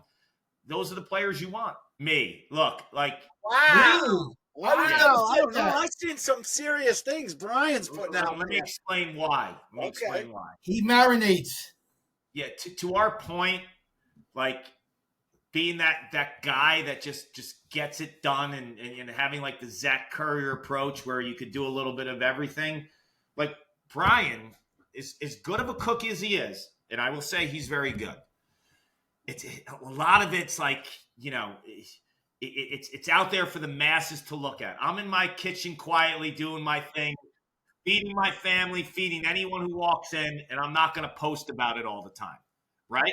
I'm not going to post about it. So he's gotten to a level, like I give him mad props on the barbecuing, the meats. He's exceptional. I'm way better of an Italian cook than him. My sausage and peppers, you know, everything. Like I do a beautiful vodka sauce. I love a bolognese. Like I've got that stuff nailed down. My brother Steve makes the best meatballs in the family. You know, we had a grandmother. I had the same recipe as my grandma Mary. My dad was the cook of the house. My mom was a terrible cook. My dad was an exceptional cook, and he had my grandma Mary's recipe. My grandma Mary was like a 4'11" Italian lady, like couldn't even see the top of the sauce thing, right? But she was incredible. So I use her recipe. But like anything, Italians, like they don't measure anything. So my brother Steve just has better feel on the meatballs. But Brian is a great cook. But he also wants everyone to see what he's doing. Like I don't need to see every step of the way. I got a few questions, Steve, before you go, and then we'll sort of, it's kind of all over the place as I am. Thank you for accepting me, young man, Carc. I just want to know, what the hell were you drinking through this episode? Because your energy even spiked more. What do you drink? Water? What's in there? No, I took the electrolytes, like the LMNTs. Oh, okay. I don't eat normally during the week. I don't eat my first meal till about noon. I work out in the morning. I wake up, I have a cup of coffee. I work out. I try to really get after it a little bit. Like a quick fast, like Vinny. They don't eat till 12, 1 o'clock. Like then I eat like an animal a lot of times too. Just because your weight is, you look great. I mean, what's I work out, so I work out like a dog, so I can eat like What an Italian. size are you? Because we're sending you a small package, you and your son Grayson. What size are you now? Are you a large or a medium? I'm probably a large, but I like to wear like sweatshirts. I wear a little bigger, so extra large. Okay. It doesn't matter. You don't need to go nuts. No, we ain't going nuts. You have to. And what size is Grayson? I know He's a grew a little large. bit. He likes his stuff big. A large, okay. And a couple other questions I have, a little off course here. I got my picks for the week. I just want to see what your pick. Notre Dame or Penn State? Oof. Just give me that pick. Like, just so you know, your answer's going out to a lot of who people. would finish? Who's going to finish better? Are you asking? No, who's going to win the game?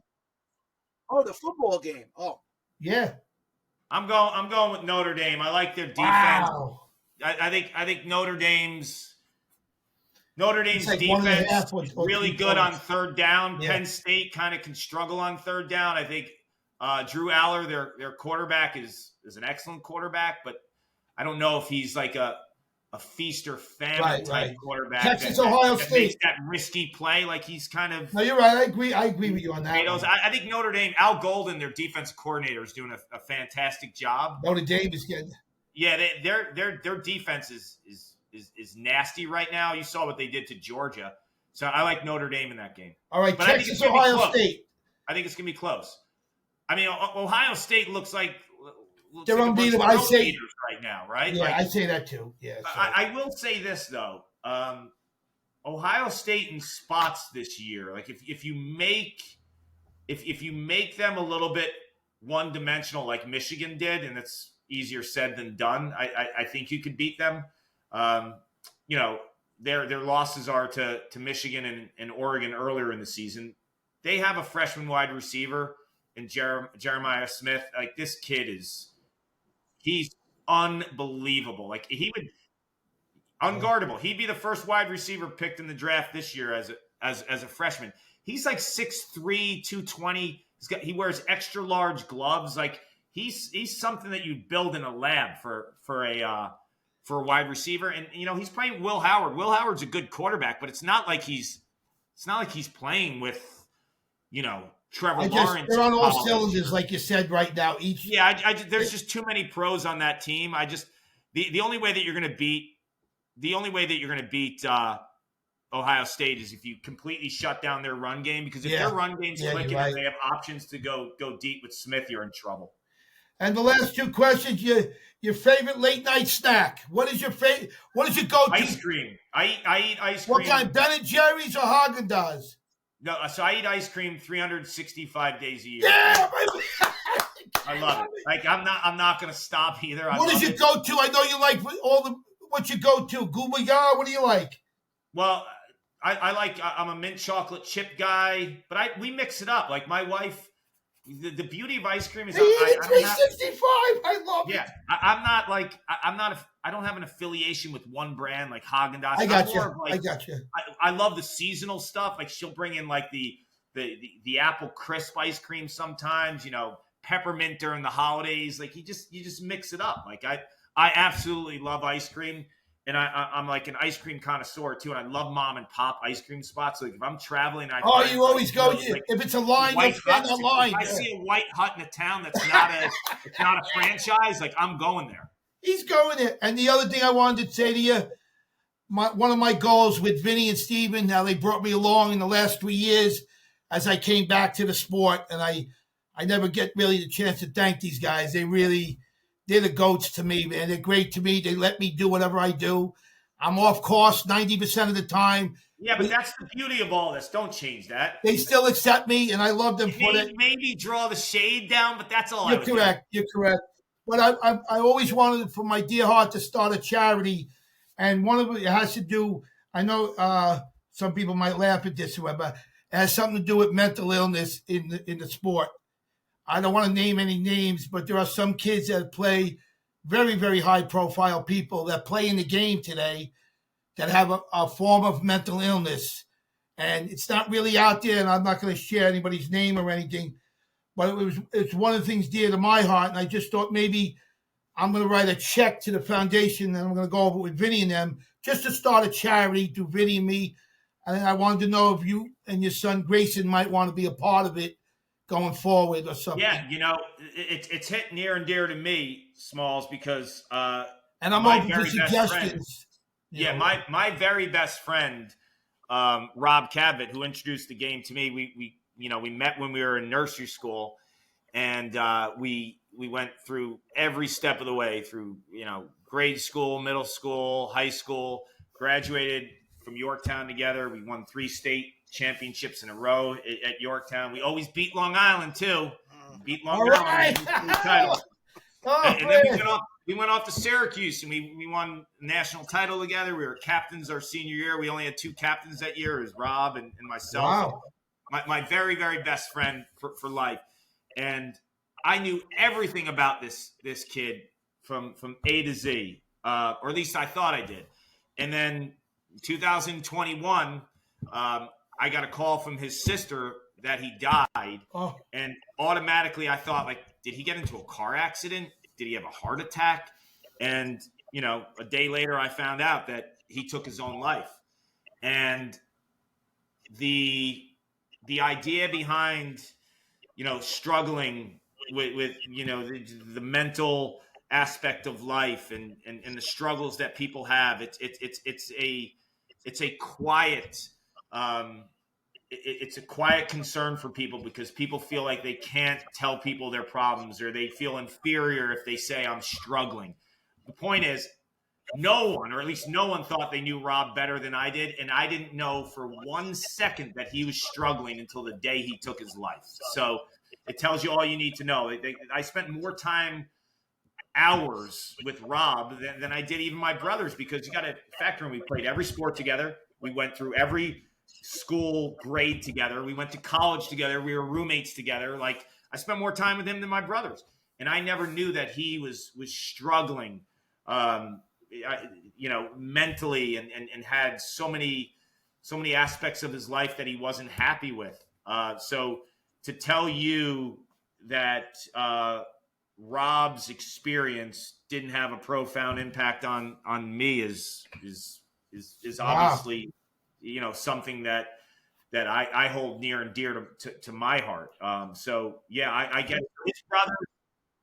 Yeah, his brother started the 15 for Life Foundation. 15 was Rob's number, where they've done a great job just normalizing people that have struggles and people who are fighting things in their life. And that's one of the reasons, like, when Rob died too, I decided for myself, like, I was going to be more transparent about the way I live my life. Not every day is great. I try to make the most out of it, but I struggle. I struggle with things in my own home, with my son who every day is a struggle for him. Like, he doesn't have the interactions with friends that we all did growing up. He doesn't see the world through the same lenses that we do. And there's a lot of frustration on his behalf. And there's days where he's angry. There's days that he's really happy. So there's that that roller coaster of emotions. So I want people to understand that no one has it easy. And the only way that you're going to feel better about it is if you talk about it and you let people know how you are feeling, because then if someone knows that you're struggling with certain things in life, your good friends will always check in on you. They'll always see how they can make you feel better. So that 15 for Life Foundation has done great things with individuals, with teams, with organizations to help normalize it and for people to understand, like, you're not inferior if you're struggling. You're actually more of a powerful person if you could look someone in the eyes and say, like, I'm really having a hard time. I say that all the time about Rob, but I didn't even know. I thought he was fine. Like, when his sister called me, I thought he got into a car accident, or like, he had a heart attack or something tragically happened with his health. But we also live in a day and age, Vinny, and Smalls and Steven, where, like, everyone thinks they need to be perfect because they see it on social media, and, like, no one posts, I'm having a shitty day, or, I'm not good at this or that. Everyone wants to be perfect. And I feel really bad for kids these days because they're looking at, like, a false sense of reality, right? They follow all their friends on Instagram and TikTok and Twitter, and no one shows their warts, right? Everyone shows their best. And that's a lot to live up to with kids these days. Like it is. It's a tremendous amount of pressure. Hey, Carc, I can relate to that because I have family, uncles, all went to West Point. My dad, I got a brother who's got his doctor. These guys were on the spectrum of the highest level that you could imagine.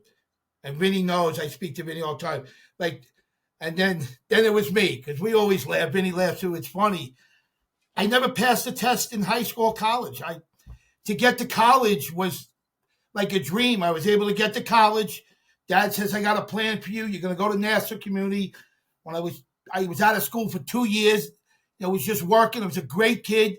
I had my mindset. I couldn't pass. And it was frustrating. Back then, people laughed at you. I had some issues and stuff. I had to find myself. And then that 1 year was the greatest gift of my life. I went to Nassau, and on the board, Vinny knows this, it was Coach Speckman put, if you win the mile, you make the team. So I trained for the mile, and I ran a mile. There's a question. I won the mile, but there's a question now what it was. Vinny says 5:20. I say 5:05. It was a 5:05. 5:05 is flying. That's flying in a mile. And I was able to make it, win a national championship. I could only play 1 year. I just had no accolades. I couldn't pass. Back then, the tutors and everything, it is what it is. So I was fortunate and very grateful to play 1 year. But I know what it's like to struggle at a certain level, like that. And then I became a success story in business and stuff, which is great, whatever. But I always look for things. And that's what I saw in you the day you had your kid there. I couldn't articulate it to Vinny. I knew in my head what it was. But look, man, when they cart you off one day, you mentioned some of the accolades that your family members had, and that's wonderful. And if they're great people on top of it, that makes it even better. Yeah, no, they were good. When they cart you off one day, no one's gonna sit here and start reading off your accolades. The only thing, my grandma told me this one time, when your day is done, people are gonna remember you how you made them feel. That's it. Yeah. That's it, man. Yeah. No one's going to give a crap about what kind of car you had or how big your house was or, how many awards you won. They're going to remember you for how you made them feel. Absolutely. How many kids are playing club lacrosse right now because all the other kids are doing it and their parents want them? Now, I have a different opinion. Like, I think club lacrosse is outstanding because there's a lot of great coaches out there. And I know a lot of people are like, oh, kids are playing too much. Look, like anything, there's bad club lacrosse, but there's great club lacrosse too. Like you get in the right organization with the right coaches, like those guys and girls in the men's and women's space, they could change your life and they could change your trajectory, but you have to want it. Like if you don't want it and it's being pushed by someone else, it doesn't have a happy ending. Look, because you got to look at everything lacrosse wise as the journey and not the destination, right? Like I explained to my daughter, she's in 9th grade right now, and she loves the game, and she's a really talented kid. She practices almost every day. Like she's out in the backyard. Like she loves the game, and she's creative and she plugs away at it. But I tell her all the time, like as much as I like going to watch you play in the game in the summer, the journey that we have together, the time that we're in the backyard and we're playing and we're talking about your day while we're having a catch, those are more meaningful to me than going to the tournament in New Jersey. Like you gotta appreciate the journey. So the journey for everyone is different. Like the journey for me is finding those moments where, we have a stick in our hand most days together. I love that. And I cherish that. If you're a parent who doesn't have the lacrosse background maybe that we have that isn't in the backyard, like capture the journey aspect of it where your son or your daughter is meeting new friends and they're having great times in the hotels. It's not about just the games. It's not like you gotta find the gold in the journey, not the destination. Like that's not the point. I told my daughter too, like if you love the game, one day when you go off, to a spot where you're going to make a commitment to a college, that's not the end game for you. Like that's going to happen. It's in some level, way, shape, or form. Like if you love the game, that's just part of the journey. The destination is not to get to me. It's not the bumper sticker on the back. Like, 'cause then you're going to lose sight of everything. Yeah, and part of the reason why I love the game so much is we found it on our own. Not my parents didn't find the game for us. We found it on our own. So I always try to, self-regulate and assess how I am, like with my daughter, because lacrosse is my passion and it's her passion, but I have to make sure that she's still driving that bus. Do you know what I mean? And like you have to self-regulate. I want to introduce Steven for the last final thing, but before that, I want to give Steven a compliment. A lot of times people don't know he in the club session. They didn't have all that years ago. He was player of the year in club ball. And for what I understand from a lot of people now, to be in the club circuit when Vinny was there was the highest time. So he was player of the year over everybody. So to me, that's the best player in the land. I don't know. No, it was, but back then. Am I right? I don't know. You guys know, Vinny. Absolutely. The best players in the world before the MLL were playing on Long Island Hofstra. We're playing on Team Toyota. That's where right. That's what I heard. Toyota. So that was it. So nowhere to hide. I want to throw a shout out to my good friend. And go ahead, Steven. Finish up. Well, I was just going to say we're at our stage of our shout outs. Usually we wrap it up with some shout outs to people. I could go first if yeah, do whatever you got. So we had mentioned them earlier. We're done. Earlier. Yeah. I'd give my shout out to a great lifetime of lacrosse to Dave Urick, who recently passed away. Obviously, our hearts go to his family, his kids. What a legacy. A guy who imprinted an amazing legacy at Hobart, putting all of those champions. I mean, you're talking wooden-like numbers, This is insane. You almost can't even comprehend the streaks that they had going and how he had put that together. And I can remember as being a high school student at the time, and I was at St. Mary's, and we would go over and they'd have that Day of Champions at Manhasset, and it always seemed to be because it was D1 champ versus the D3 champ, and obviously Hobart was there every year, so we got a chance to see them play up close and personal a lot, and just a tremendous legacy. Obviously, the things he did with the U.S. teams as well, but that's another. Another great one has left us, but he's left behind a tremendous legacy. So that would be my shout out to Dave Urick and his family. I'm lost for words. I just very quickly, I was thinking, I got a text while I was here from somebody else, and God bless all the people in California that are losing their houses. We just recently had a friend, Vinny was on the chain just a couple hours ago. He watched his house burn to the floor because he has one of those, what do they call, Palm Pilots, Vinny? You can watch your house, whatever. So he watches his own house burning on a video that's on his house. So he lost that, and we had some other friends. So it's just a horrible situation, and God bless them. That's all I can say. But anyway, my shout out is to Ernie Olson, who coached me I was able to get on the team, and God bless him and stuff. He was just a great person, and he was the toughest guy I ever saw. He challenged everybody on his knees. I don't want to name the guy who he knocked out because the guy he knocked out is a very prominent guy and probably one of the toughest guys I know, and he knocked him out on his knees. So I give it up to Ernie. He was a great man and a wonderful person. And that's it. That's it for me, Vinny. Yeah, he believed in people. He didn't have much. He worked hard as he can every time to get a coaching job. And through coaching and some of the little money that he did make back in the day, he gave it to kids and stuff. So I also want to shout out a guy named Dougie Hall, who was very, very close to him, and he was also my coach and stuff. And they were very, very tight friends. I know Dougie, his heart is really hurting over that and stuff. So, yeah, it goes a long way. Yeah, that's it. Carc, who do you got to shout out? I mean, to everybody, to your whole world, Carc. I mean, Mr. Energy. I got to give you the title, Mr. Energy. Well, I would say as we approach another season, I'm gonna shout out all those parent and town volunteers that are behind the scenes, the moms making the cookies, the dads lining the fields, the volunteer coaches in every town that's playing the sport of lacrosse that are doing it just to give a kid an opportunity. Thank you. You're not unnoticed. And, the game isn't what it is without those volunteers.